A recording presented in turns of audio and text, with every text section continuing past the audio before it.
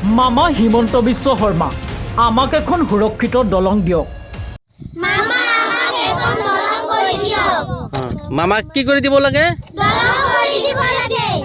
এই আহ্বান শুনিবনে চৰকাৰে? চিমলাবাৰীৰ ভোগডুবিত এখন কাঠৰ দলং নে মৃত্যুৰ ফাণ্ড?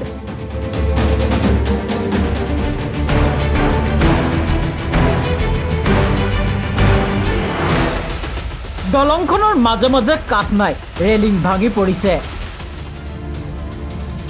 কণ কণ শিশুক পিতৃ মাতৃয়ে কোলাত লৈ বিদ্যালয়লৈ যাবলগীয়া হৈছে।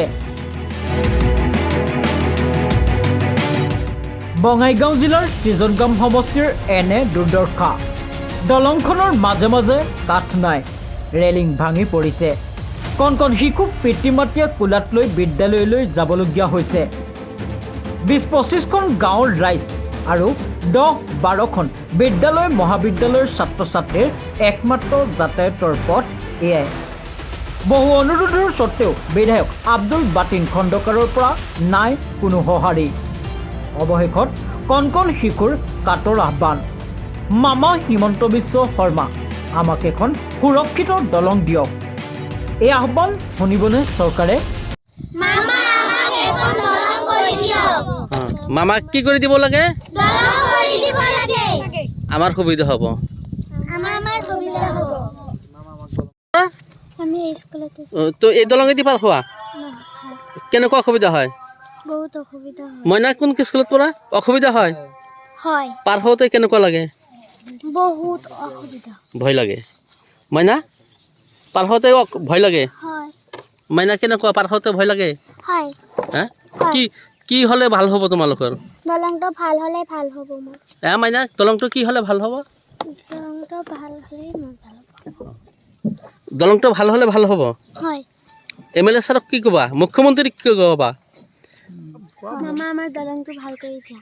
কি ক'বা? মামাক কম। বহুত অসুবিধা হৈছে। হয় কেনে মানে এইটো ৩-৪বাৰ মানে বিধায়কজনক জনাইছিল, তথাপিও মানে গুৰুত্ব দিয়া নাই। এই সৰু সৰু ল'ৰা ছোৱালীবিলাক স্কুলত যাব, ইয়াতে মানে LP স্কুল এটা আছে, এই ইপাৰৰ মানুহ মানে সিপাৰে যাব নোৱাৰে। বহুত অসুবিধা, তলত মানে পানী হৈ থাকে, আপোনালোকেতো চাই আছে। বহুত অসুবিধা হৈ আছে। অতি সোনকালে আমাৰ এইফালে মানে গুৰুত্ব দিব লাগে, মানে কামটো কৰিব লাগে আৰু কি।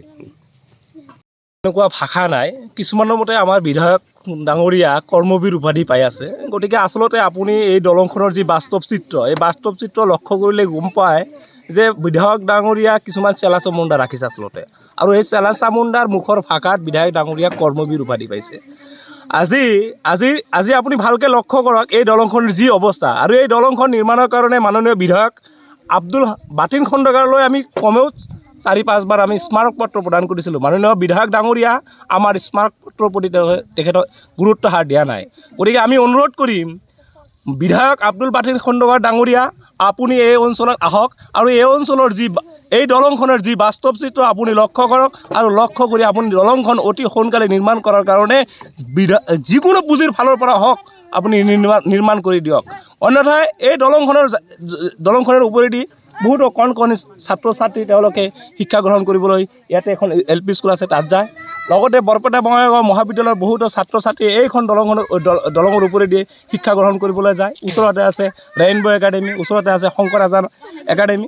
গতিকে আমি আশা কৰিম বিধায়ক ডাঙৰীয়া আপুনি এই অঞ্চলত আহক আৰু এই অঞ্চলৰ এই দলংখনৰ বাস্তৱ চিত্ৰ আপুনি লক্ষ্য কৰক। আৰু আপোনাৰ নেতৃত্বত যিবিলাক চেলা চামুণ্ডা ৰাখিছে, সেই চেলা চামুণ্ডাবিলাককো আপুনি ভালকৈ কওক যে এই ওচৰতে নিলগতে থকা এই দলংখনৰ ছবি তেওঁলোকে কিয় আপোনাৰ অৱগত নকৰায়। গতিকে আমি আশা ৰাখিম আপুনি দলংখনত নিৰ্মাণৰ কাৰণে ব্যৱস্থা কৰক। অভয়পুৰীৰ পৰা আনিছ আলীৰ ৰিপৰ্ট, নিউজ এট আছাম।